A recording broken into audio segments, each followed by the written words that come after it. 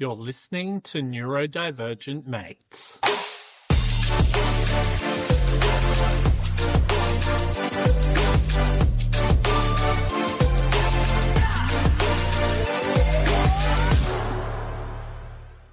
Hello and welcome to another episode of Neurodivergent Mates. I'm your host, Will Wheeler, and today I've got a really special guest here to talk to me about building for impact, starting a neurodiversity startup. My business partner, Pratik Bhumkar. What's going on, my man?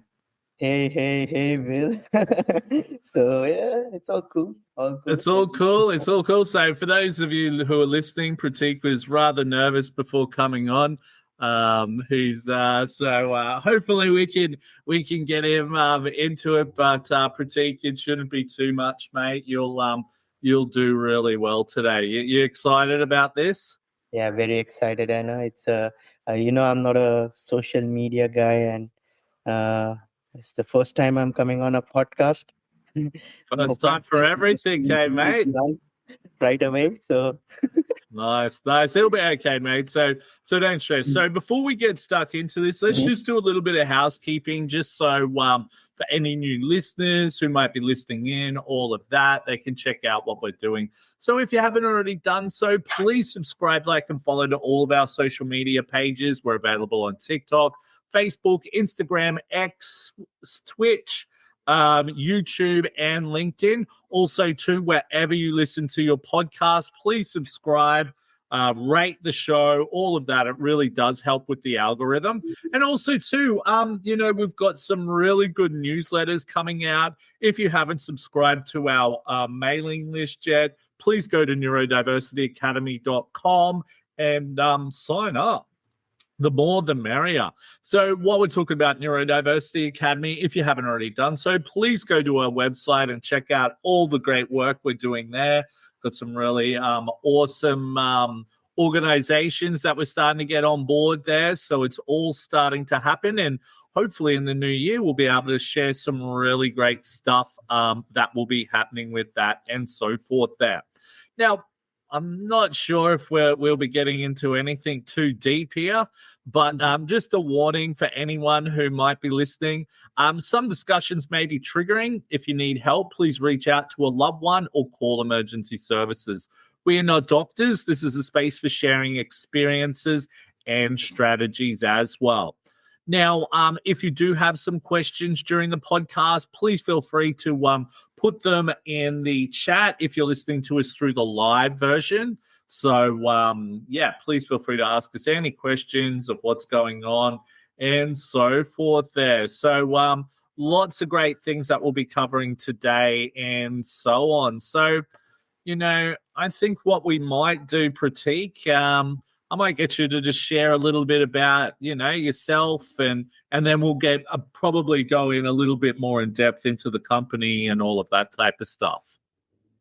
Sure. So hello, everyone who's listening to us. And it's the first time live on a podcast, and I'm a tech enthusiast, always been an engineer. I like to build things, like to solve problems. And I'm currently the head of information technology at Neurodiversity Academy, and I've been working with the Neurodiversity Academy for 3 years now. Yeah, I think something like that, man. Hey, so 3 years doesn't feel like 3 years, eh, mate? It doesn't feel like 3 years at all, but we've been friends for 5 years now, right? Well, the company's been together for 5 years, so but we'll talk a little bit more about that into the podcast, just so. And I think a big thing about today as well is that, and especially with the organization, I thought it'd be really cool to have yourself come on and for us just to talk about the journey that we've been facing building a social impact. I don't think a lot of people actually really understand what's involved, or I suppose also too the stress of building a social impact. It's not like a normal business of just creating a lawn mowing business or anything like that. And I think it will just be really good for our listeners to maybe, hear some of the struggles that we're going through, And, you know, some of the things that we've been able to work together and things like that. Now, also, too, for those of you who don't know, Pratik is actually a Liverpool supporter, aren't you, my man? Yes, I am a Liverpool fan. You see, Liverpool through and through. Okay, and the thing is, just for our British listeners, please don't not stop listening It's to us. fine if you're an Everton fan. Oh yeah, well, Everton are your arch Yeah, the nemesis, rivals, yes. isn't that correct? Yeah, yes, yes. They Awesome are stuff. maybe Awesome evil. stuff. But look, let's get into this here. So, and I think like what we'll sort of do, and I think what this episode's more about, and it's not as much as say an interview as such. I think it's more going to be about us sort of talking about the things that we've sort of faced, challenged, all of that type of stuff. So I think I might start off with what inspired us to create Neurodiversity Academy and what problems were we trying to solve in the education space. Now, I suppose for us, and you know, Neurodiversity Academy actually started before Pratik came on board. We had the original idea with Neurodiversity Academy was actually to start our own like college where we could develop our own content, all of that type of stuff to make it more inclusive for neurodivergent learners, all of that. Now, for anyone who has ever works in the vocational space or tertiary space altogether, I'm sure you would know how difficult it is to start an RTO or whatever that might look like. And I think when we first sort of got the business off, and it was sort of weird when we first kicked off with Neurodiversity Academy, it really we're in the middle of a pandemic. So we had a few challenges there. That was quite interesting. And I think, once we started to really get the idea out there and all of that, it was really difficult to get a lot of buy-in to what we were doing. Okay, so I think the big thing for us was that in that time, we had really worked hard on building our brand, building our image, all of that.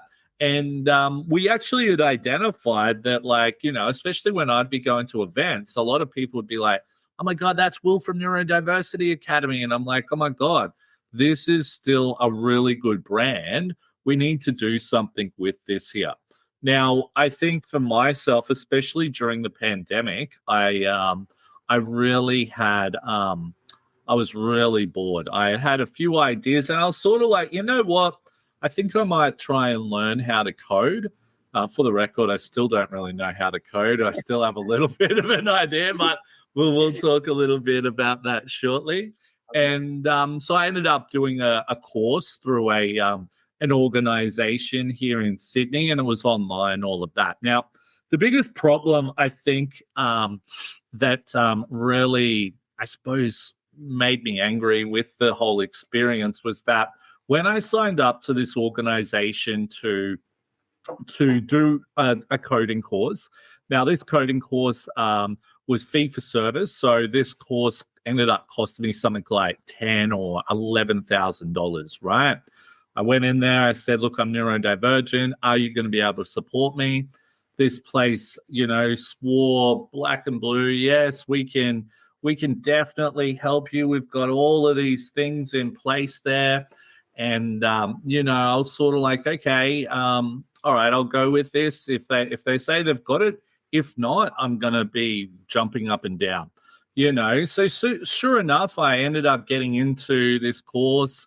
I think it was front-end development I was learning, something like that. It's JavaScript.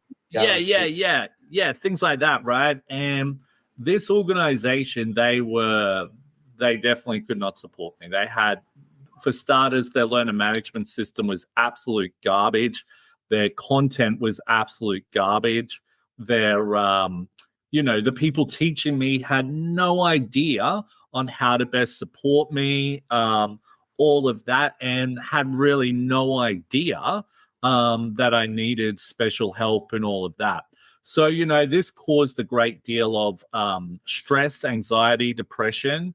And also, too, it made me really furious as to, for me, it just felt like this organization, all they wanted was my money, So I reached out and said, look, I need extra help here. I could only book in half-hour sessions with a trainer before, like, there was other stuff that I'd have to learn. And it just kept snowballing and snowballing there. To the fact that I said, look, I really need some help here. You guys aren't helping me. This is ridiculous. So, I just wasn't learning. The teacher was not very good at all. And this was an issue. Now, the biggest problem was I was then like, okay, well, I'm going to need to go find a tutor to help me because I have no idea. So I ended up reaching out to some people and ended up meeting Pratik. And, Pratik became a tutor, all of that type of thing. And I think we spent a lot more time probably talking about neurodiversity and I think, talking about like things like how bad like education was for certain things and how we need to approach things and all of that. And I think sometimes we'd have like our training session. I'll just pay Pratik to just have a chat with me for like an hour and all of that. And we built it. What's that? It was like a therapy. You just talk to each other. Yeah. And it was pretty cool. And I think it was really cool because, I think one of the hardest things that I've found in business is, finding the right business partner to partner with. And then, one thing led to another. And we're like, look, man, I reckon we should try and building something like this here. Pratik had the skills to bring to the table. I definitely didn't have the coding skills. I could definitely what is it? Control C and Control V. I'm pretty dynamite with that. But it was and really that's how we built from there. And we had a few ideas that we wanted to put together and then went off from there. But Pratik, what was what were your feelings in that around that time, out of curiosity? Yeah, so I always thought that one size fits all has been used in education since ages. And since I was when I was at school, I'd be super or hyperactive. I'd be called names. My teachers would doubt my work. They would always consider me a dumb guy, and there's no credibility in what they'd say, or they would never trust me in what I'd say. I felt I was good enough, but they never thought it would be. So I always had that feeling when teachers are not respecting anyone. They're not respecting the students. So I always felt like if I ever teach someone, I'd be giving them the utmost respect that they deserve. And I always grew up around neurodivergent individuals. I've shared it in the past, and I have no issue sharing again. I had a neurodivergent cousin, and she was really, she was autistic. She was amazing. She was very smart. She'd be great at art, and but she wouldn't talk. She wouldn't have the right communication skills. So her husband ended up divorcing her, and it hit me hard. It hit me hard to a point that I felt it was unfair, but I couldn't do anything. And that's where I always had that feeling where I wanted, and I knew that every mind is different. Every person is different. And that's where it propelled me towards joining Neurodiversity Academy, joining the cause with you. And I still remember the day, we used to talk. Sometimes we just connect and talk like two friends talking to each other. And I remember the pivot that we took. It was a big change. We were lost when we first started, but uh, And yeah, I think in that early stage as well, we did have another business partner on board at that point. And I think for us, and nothing against that person, I think that I think our direction with what I had started with that person had completely changed, so they really didn't fit into maybe what you and I were really envisioning and what we wanted to work towards. So I think that was probably a big thing at that point of time, that huge change, if that makes sense. It's a huge change. It made us rethink about our values, on what do we think we believe in, and what do we Yeah, really true. want to do. Yeah, no, that and that was the thing, wasn't it? I think that when we first sat down, we're like, all right, so it's just you and me now. This is the idea. We're really going to need to start with this here, and I think we spent a few weeks just really working on those values and just really honing in on them. I think there was a whole range of values we first had, and then we said, no, I think this more works here. And I think that was interesting. And I think I said this to you the other day as well, is that especially whenever we do our promo stuff and all of that, you'll always see our values in the front 2 pages or whatever that looks like, right? And it's so interesting to see that was the beginning. Yes. Do you know what I mean? It's holy crap, man. If you think about we started with the values there, and now we've got the platform, we've got organizations who are signing up to us. We're still a little bit off from what we're really envisioning, but it's oh my God, we are making progress. And that's the cool thing. Yeah, we're making tremendous progress, but I still at that point we might have thought we're spending too much time on our values, but now I feel like every single minute we spent on it was worth, because everything we do is rooted in our values, and anything we do, we just ask ourselves, does it fit in the value system that we've built for ourselves? So I think it does work. Yeah, and I think that is definitely something that if you're, and I think it doesn't have to be just a social impact. It could be any business. Anything. It just makes so much sense to really hone in on them and then make decisions based on that, and I think in the I think some of our experiences before we created those values as well, that was what really crafted them. And it's actually interesting seeing some of the people we're talking to or whatever, how we're able to make those decisions based off those values and so forth there. Yeah. And I just hope we continue following our values, and because I see businesses that have grown beyond, went on to become large businesses and now don't hold on to their values anymore. But I hope we grow, we become a large business, but we still hang on to our values and propagate it throughout the company. Yeah, and I think that's going to be key moving forward and so forth there. But yeah, it is interesting. Just some of the decisions we've had to make, and based on those values, it's just and you know what? I was even thinking about an organization today, and I'm like, you know what? I'm really starting to think that organization isn't really fitting in with our values, type of thing like that. So it makes you really go, is this right for us? Where other organizations I'm starting to deal with, I'm like, oh my God, this is us. This is like looking at us in a mirror type of thing, things like that and so forth there. But what I might go into now is, just before we go on to the next question, we didn't answer the first part of a question. What are we trying to build? We trying to ensure that the traditional learning organizations are making their content accessible to people coming from a neurodivergent backgrounds.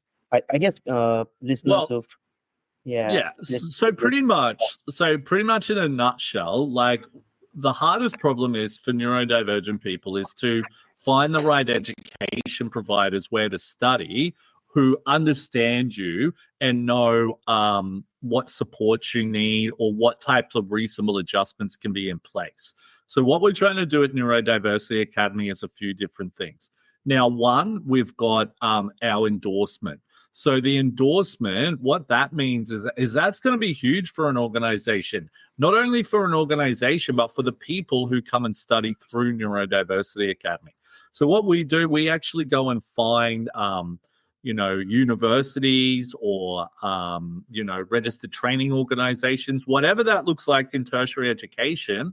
And then we go through I think it's something like a 65-page endorsement checklist that we work with our so we've got like a academic board or a committee, an endorsement committee, that we all sit down and go over what does this organization have? What are they doing? What's great? What could they improve on? What doesn't really match with what they're saying and so forth. Now, at the end of the day, what will happen is that organization will then get an endorsement badge, all right, and they'll be endorsed by us, for an annual type of thing where they'll be paying for that every year type of thing. But what they could potentially open that organization up is to potential business for them, draw potentially new customers to them, bring a lot of good things to that organization. But what we want to do as well, we want to showcase all those organizations on our platform. So you'll be able to type in what you want to study, how you want to study, where you want to study. Okay. And you'll be able to see all the organizations that come up that provide that qualification. You'll be able to see what supports they have. You'll be able to see what possible reasonable adjustments you might be able to get. And then, so possible reasonable adjustments. And then, as part of signing up through one of our endorsed partners, we want to provide, students. And, I think a big thing, especially here in Australia, not all neurodivergent people can get access to, say, funding or NDIS funding. Okay, so we want to make it that if you sign up to one of our organizations through our platform, we're going to give you like career support, study support, all of that while you're studying to help you progress in your career, which you wouldn't be able to do. You'd have to pay for it. So we want to provide that free of charge through the money we make of referring students and things like that there, So we really want to change some things and really help people make more informed decisions about where they study, before they study, and so forth there. So, that's a little bit about what we're doing there. How did you reckon I answered that one pretty well there, Pratik? Yeah, you did. And just like to add to it where everything we do, social impact is at the core of it. So we want to have that social impact. We want to make a change, and probably that's it, right? Social impact. Yeah, and I think as well, like it's hard to know what that impact will look like yet, because we know what type of impact we want to create, but it's like at such an early stage here, it's so hard to say, look, this is what we're going to do. And for people to go, oh, wow, like we're even finding it now, trying to identify organizations doing some great stuff has been incredibly hard. It's not that we don't identify them, we can identify them, but getting them on board, that's incredibly difficult, because it's like, but when it's something that's never been done before, it's so incredibly difficult to get that buy-in type of thing. And I think as well as, so for the record, we are a social impact, but we're a for-profit social impact. Okay. Now, most people might think, oh, why aren't you a non-for-profit and all of that? And the thing is, a big reason why we've gone for a for-profit social impact is that it gives us a lot more freedom to be able to do what we want type of thing. So, with a non-for-profit, we've got to run everything through a committee, board, all of that, where for us, we're able to make more informed decisions quicker. Okay. And we can just do things. Eventually we want to, once we start making some serious money, is invest back into neurodivergent people and businesses and all of these different things, to really help those who can't get access to, NDIS funding and things like that. So, trying to give people that opportunity where, they can't really access those types of things. So, that's where it becomes a little bit of a challenge there. But I suppose that fits in well with our next question there. What were some of the biggest challenges in building the platform and turning our vision into something real? What is it? What are you thinking so far, Pratik? And then I'll chime in. Oh yeah, challenges. I think I can't think of a time when we didn't have any challenge. Any challenges? We always Yeah, had true. challenges. Yeah, we always it always felt like a hurdle race where it's like one hurdle after the other, sprinting from point A to point B, and sometimes it was just. And I still remember the day we made the pivot, and we were like, where to start? What do we actually do? That was a big thing, right?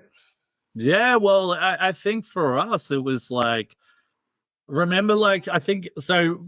Pratik and his wife came to my house for Christmas. And Yep. remember coming in, we're sitting there, and there's like post-it notes all on the wall and all of that type of stuff. But you know what, right? Like, the funniest thing about that is that some of those ideas are actually in practice now.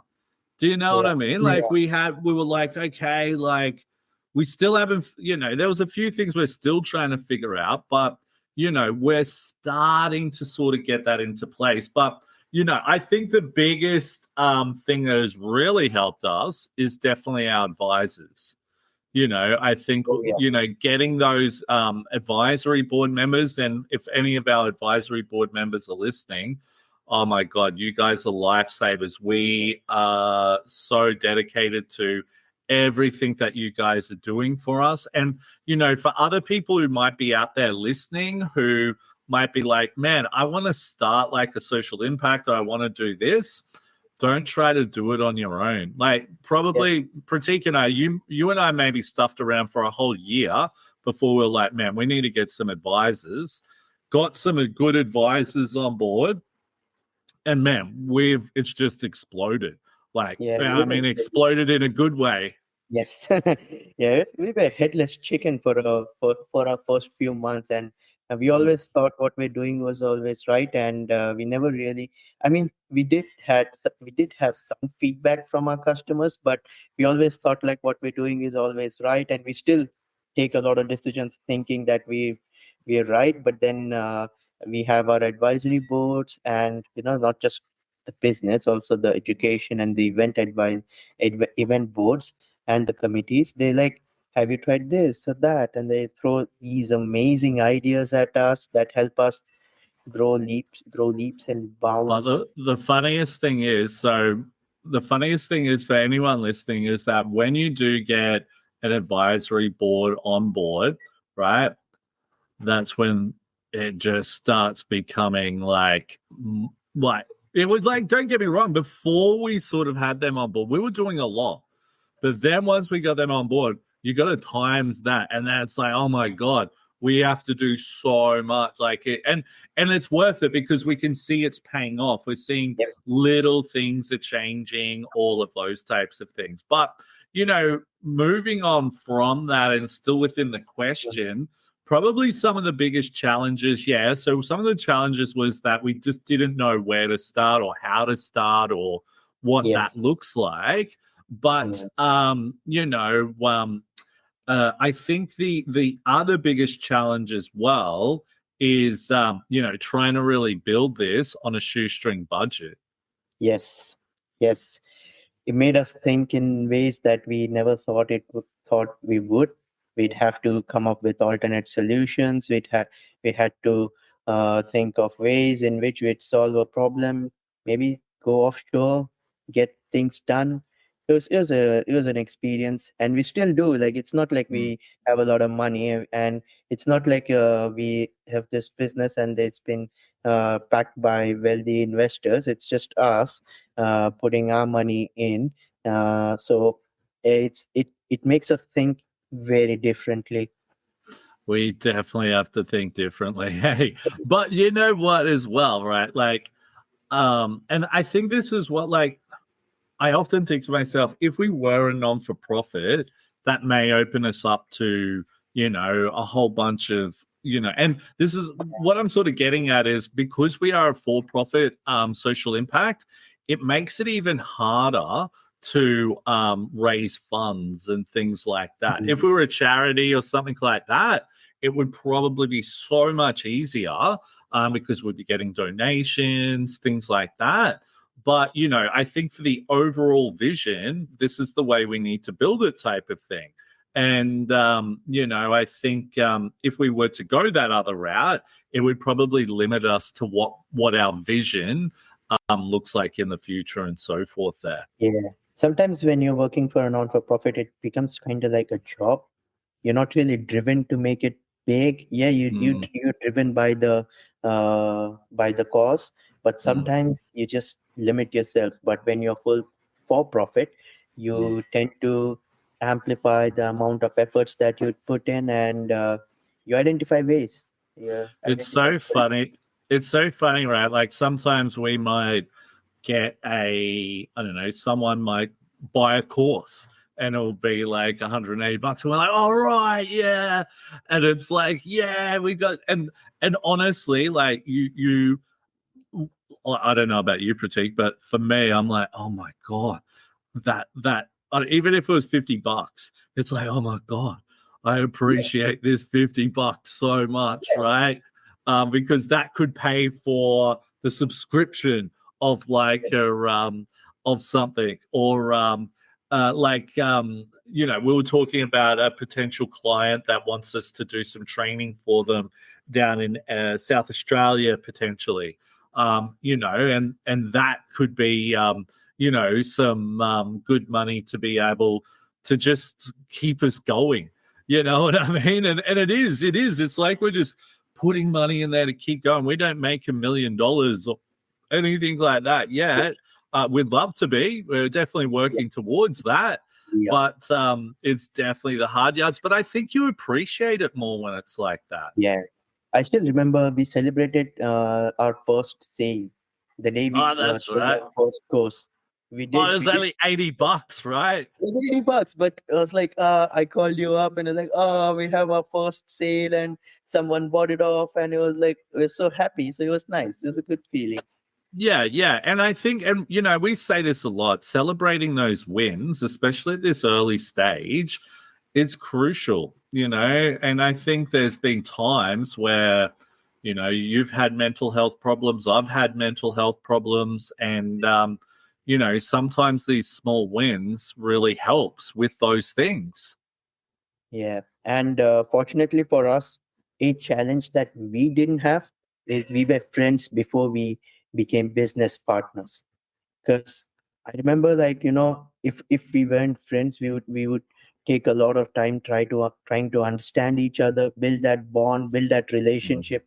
So that's where I felt like others would have a challenge, but we were a bit lucky considering the fact that But I think it's a pretty cool way that we met, because we had met because one, I had that problem with an organization. I needed to go find a tutor. You became a tutor. And then we're like, man, this is a problem. We need to solve this because so many other people have problems with this. And I'm sick and tired of being screwed around all the time. So I think it's like, it's destiny. Is that the word I'm looking for type of thing? But it's been interesting. But I think probably the other challenge like we've been facing, I think I said this before, is that buy-in at this early stage, trying to get people to buy into what we're doing is just been incredibly difficult. Like, the value that we're going to bring to certain organizations and that will be just unreal, but we just don't have the data and that to back that yet. Yeah, it's just hard to convince them, but we can see the value in what we are offering our customers. But it's sometimes it just gets lost in translation, or there's too many layers, so the value that it doesn't get propagated throughout the organization. But we know what we're providing is super valuable to them, but it's just hard to convince them. And I think probably the biggest thing that I know I look for is definitely leadership. If I'm connecting with an organization, the first thing I'm always like is, do we have that backing from the leadership there? And I think with a few examples that you and I have been talking about since we started the pilot program, I'm really starting to see why that leadership plays such a huge role in helping us to be able to develop this and so forth there. Do you know what I mean? Like, one of the organizations we're dealing with, man, they're awesome. Do you know what I mean? And it just makes it like they align directly with our values, and it just runs like clockwork almost. Yeah. Touch wood. Yeah, touch wood. It has to be driven from the management. It's not something that the employees could drive by themselves. I mean, it could if they have the will to do so, but I feel like it should really be driven by the top management. Yeah, so I think that's a big thing that we look for, type of thing, and trying to get those leaders on board. And we're starting to get that. I'm starting to see the right people are following us on our social media pages, all of that type of stuff, to really, I suppose, make it and once I connect with them, I can just feel it straight away. If I get people who I'm needing to chase, all of that, they're not really the right people for us, I don't think, But don't get me wrong, some of the leaders I've had to chase, not because they didn't want anything to do with it, just because they're super busy, So, but yeah, it's pretty crazy how it all works, all of that type of stuff. But like, moving forward from that, how would you describe the difference between building a social impact business versus a traditional startup focused purely on profit? And we sort of touched base on this a little bit, but what are your thoughts? And then I'll give my perspective on that. So my thoughts is, so when I think of a social impact business, it always comes down to a community of people that we are helping, and we have to, anything we do has to be centered around them, and we always have to think, are we adding value to the community, and that is more important sometimes, and it's more important than profit, because sooner than later it will probably drive more customers. That would mean profit, but that so that's how I tend to think. It's like everything starts off with the impact. Yeah, man, that's a really good answer, actually, because like it's that community. And I think for us at Neurodiversity Academy, we've sort of had to build everything almost the other way around. We've had to build the platform. We've had to get starting to get organizations onto the platform. Even when we have, like, don't get me wrong, we've got a small community of people who support us, but our goal is to make a large community, to really bring them value. What is it that's going to help them? Which organizations should they connect with that's going to help them succeed? Once they've finished, how are we going to help them to be able to get, the job that they want? How will they be able to support the next lot of people coming up and so forth there, right? So I think the hardest thing for us is, going to organizations going, hey, look, we've got this idea. We're in the process of building a community, which we are, and we definitely, it's starting to come together. But because we just don't have those numbers there, that's the other challenge that we're really facing there and everything. And I think this is where we're really thankful for all the organizations who are coming on board now who are really taking that risk, I'm assuming. And, before we've even really built that community there, because, they don't have to do this, but I think that's the beauty of them buying into our vision.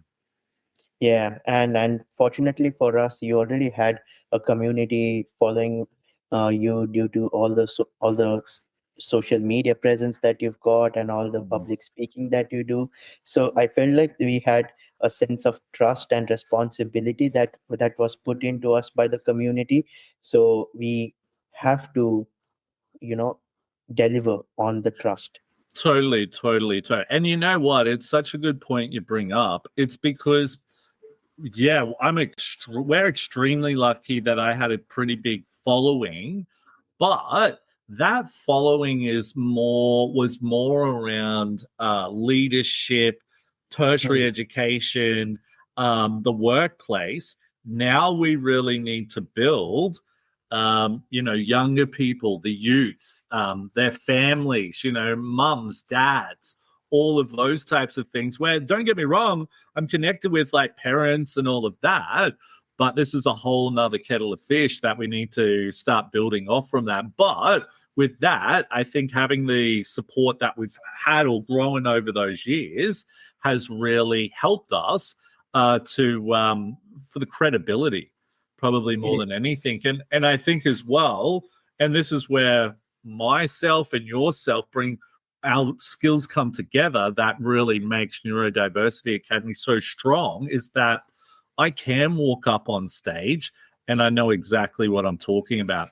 I can get up on stage. People will definitely buy into what I'm saying because I've lived it. You know what I mean? I'm not up there like bullshitting.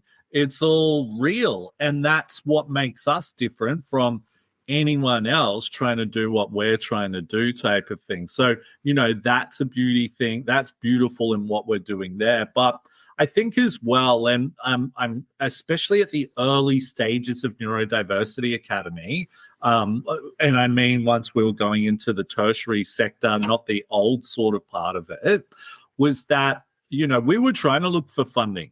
We were trying to reach out to, get investors, all of that type of stuff. And I think the biggest thing that I've learned is that with your social impact as well, when you start getting investors investing in the company and all of that, and this is what happens with a lot of, tech startups, all of that, you start losing control of the vision. And if we're getting people who are putting their money in, they want that return on that investment. Right. Yep. So, I think the biggest thing that I've learned is that, it would be great to have that money coming in, but then we start losing what we're trying to work towards with our vision. Now, the community, right? We really work for the community, right?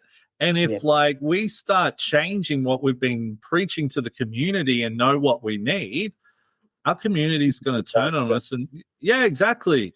You know what I mean? So this is where it's incredibly hard. And, I hope one day we're able to, we've been talking about doing some crowdfunding shortly, really trying to build the community so we can, start getting some money together so we can put into some of these programs and all of those. And, maybe if we do meet someone who's an angel investor who shares the same vision as us, that's what we'd want. But for us, we really need to get that data up and really show that what we are doing is real. It's like you've got to get money, you've already got to be making money to get investment, if that makes sense. And it's incredibly difficult. It is. But remember the time whenever we talk to any parent who's got a neurodivergent kid, and their reaction always is the biggest driver that we have, and it's a living, say, what do you say? It tells us what impact we're doing, because every time we talk to a parent, their reaction is like, whenever we ask them about, are they helping us, do they have accessibility, and they're like, hell no. And the reaction tells us all. It's so relieving. I mean, not for us, like, they're going through the struggle, and it just brings us gives us the belief that what we're doing is right. Yeah, and you know what? I can't wait. I can't wait to get the organizations on the platform so people can search it. Yeah, great, tick. Which we're not too far off from getting to that. Having the community there, right? A big community comes to our events and really gets behind us in what we're doing. But when we're able to start like helping some, giving some the people studying through the organizations that we're endorsing, giving them like putting them through programs that isn't going to cost them any money, to be able to, study and get career advice, all of that. I can't wait to see that. And then seeing them go out and really start thriving and then come back and support other people going through the same thing. That's what I want to see. That's community there, man. That'd be real testimonials for us. Yeah, totally, man, totally. And I just can't wait. And like, it's hard work. And I think for, being like, owning a social impact, all of that, that's the hardest thing. Because in your head, you can see, man, I just can't wait to help these people. But then you're trying to share what you're doing and you just have to, it's like you take more hits than what you do wins, Think about like if Liverpool lost every game this year but only won 2 games. That's like what it's like to own like a social impact. Do you know what I mean? Because there's like less wins. Oh, well, there's more losses than wins, if that makes sense. Yeah. You've become like a punching bag for the past 3 years. It just hits. It is like that. No, totally. Yeah. Now, moving on from that, what have been some of the biggest lessons or turning points for us as co-founders working in neurodiversity in the education space? Did you want to go first, mate? Yeah, sure. So I guess as I touched on it before, the biggest lessons or turning points for me was the feedback from parents and people identifying this as a real issue. I remember I was talking to some guy in a park and he was like, I'm moving back to a country X because there's not enough support here. And I was like, okay, all these things, they're like turning points, they're lessons for us to, and they keep us motivating all the time. At least gives me the drive to say, spend that extra hour late night when I'm losing my sleep, but I know what I'm doing is right. And apart from that, the acknowledgements that we've received, the good institutes, the organizations that they're working with us, they see the value and they acknowledge the value that we're providing them. They're ready to work in with us. They're ready to spend their valuable time. I'm really thankful and I really feel great when they trust us. Yeah, that trust is huge, Yeah. And like if you think about and respect, respect goes both ways. And I think if we look at one of our values, our second value is respect. It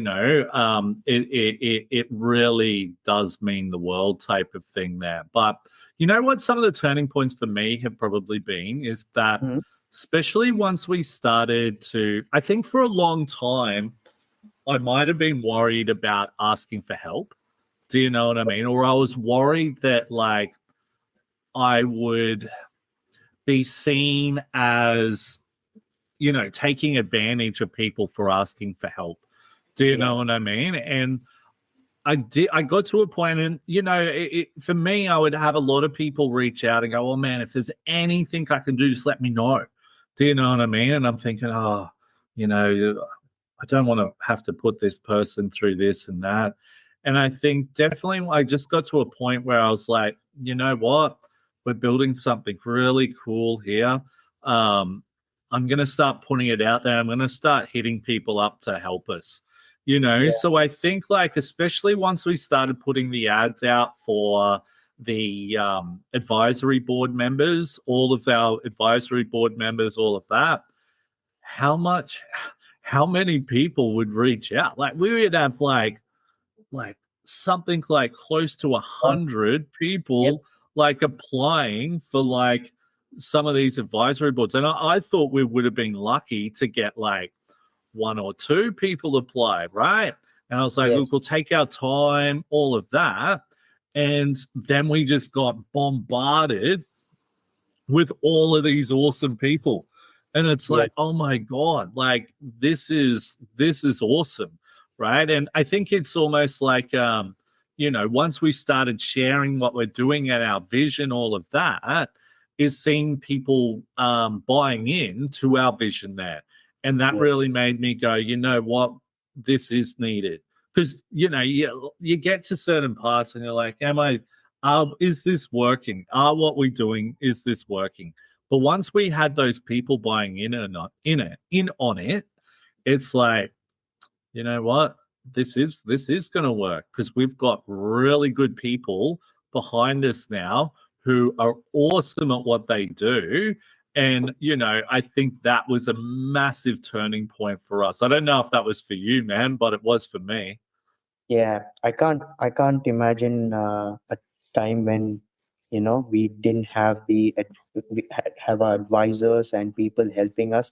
So yeah, we've already spent a lot of time thanking them, but it's never gonna be enough on how much they've helped us, give us with the direction and the guardrails that they've set for us. Yeah, totally.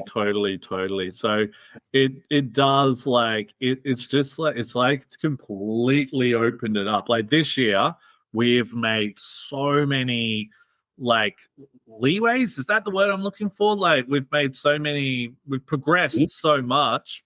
Yeah. Leeways. I don't know. Anyway, but like, that's where it's like, oh my God, it's everything's starting to happen. It's still not quite there. It's still frustrating at times, but man, it's like, oh my God, it's really happening now.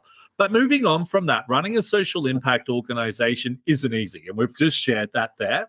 What's one challenge we've faced that really tested our resilience and how did we push through it? What are you I guess thinking on that one?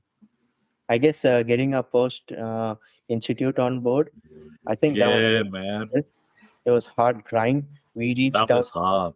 so many institutes and no one would understand the value that we provide them. But I guess we just kept on pushing and we went through the whole process and now we've got a few. I So, was already glad. yeah, totally. And just for like our listeners, so to get an idea of how we got our first institute. So I do a lot of public speaking within the vocational settings, so vocational education training, and also in the tertiary sector as well. And, so I was sort of like, okay, there's a few people who would know who I am, who have seen me talk, all of that. But still, trying to reach out to organizations, cold calling was incredibly hard. So what we ended up having to do, and this was with help from our advisors, we had to get like a list of, I think it was 200 or 100. Yeah. I think it was like, hang on, it was 10 for each state. So Yeah, 10 for yeah, every.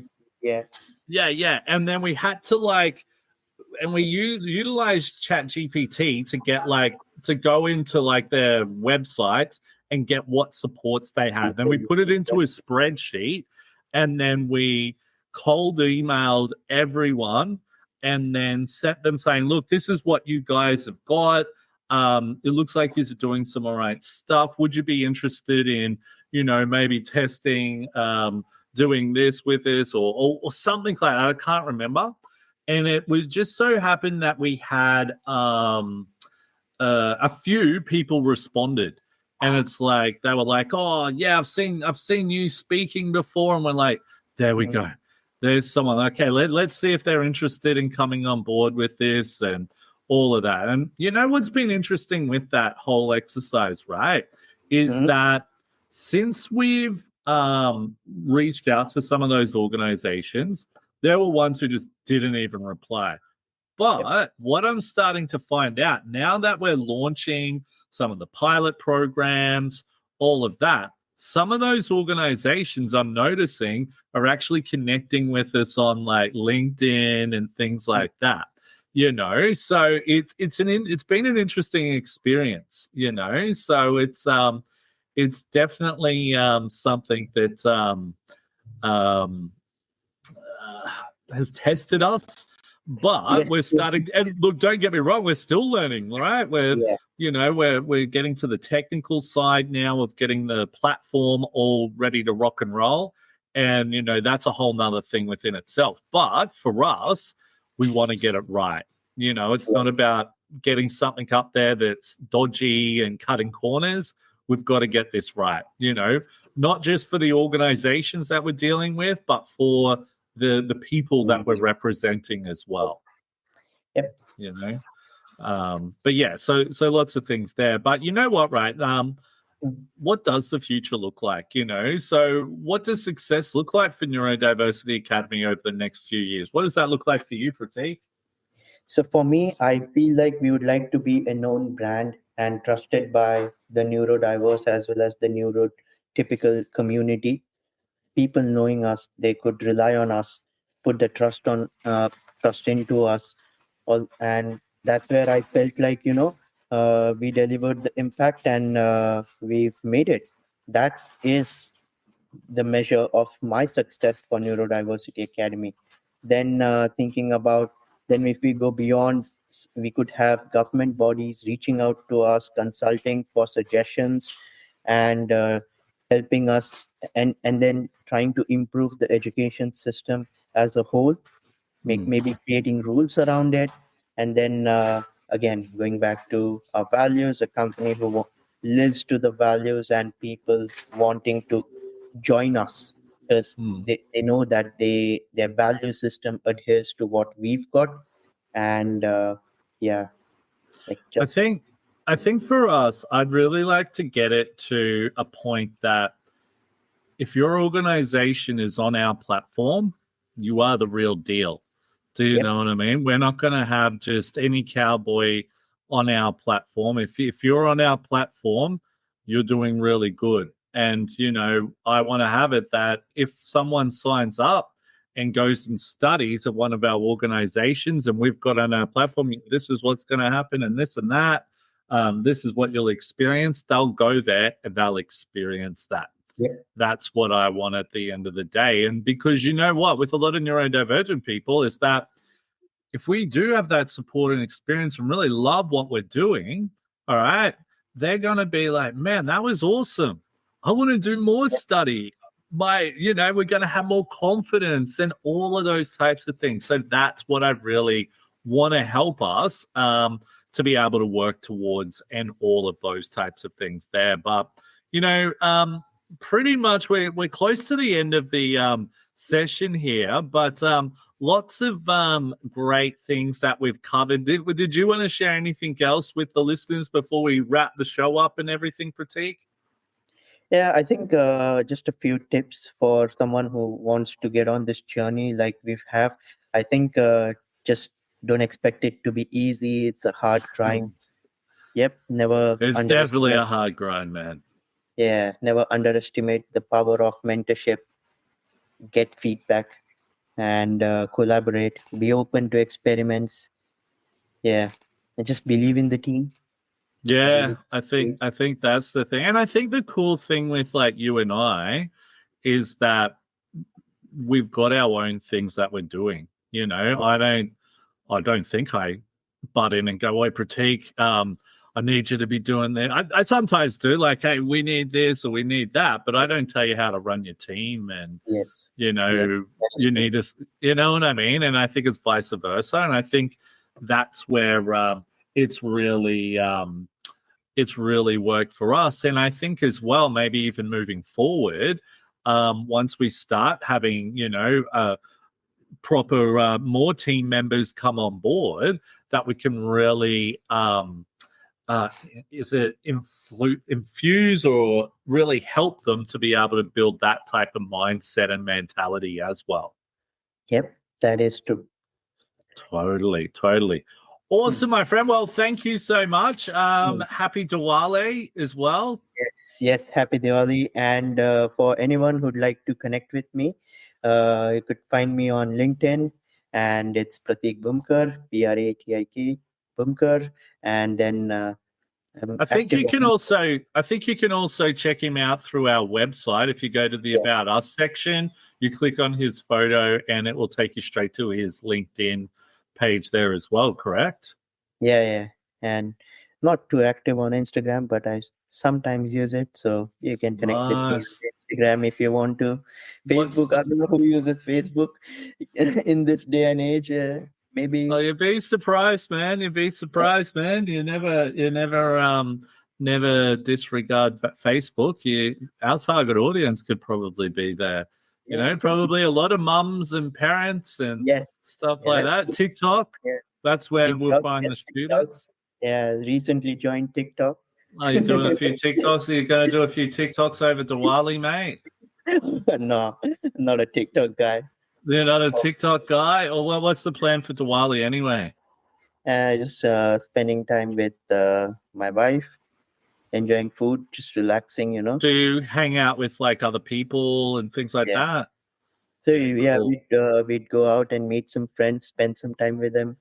So yeah, just spend a relaxing time and maybe take some time off, take a break. Nice. Yeah, nice, man. Awesome. Well, Pratik, it's always a pleasure, my friend. And we've done it, mate. I got you onto the pod. Told you I'd Yes. get you on the podcast. Yeah. What? Didn't I? What did you say? I told you I'd get you on the podcast. Yes. Thank you. Yeah. Thank you. No problem, Thank my you. Yes, friend. we did it. Yeah, see, you nailed it, mate. You'll listen back to it and you'll be like, man, what did I have to worry about? Are you anxious now? I'm not at all. Nah. You should be right, but all good. But look, for all of those listening, if you haven't already done so, please subscribe, like, and follow to all of our social media pages. My name's Will Wheeler. This is Neurodivergent Mates. Till next time.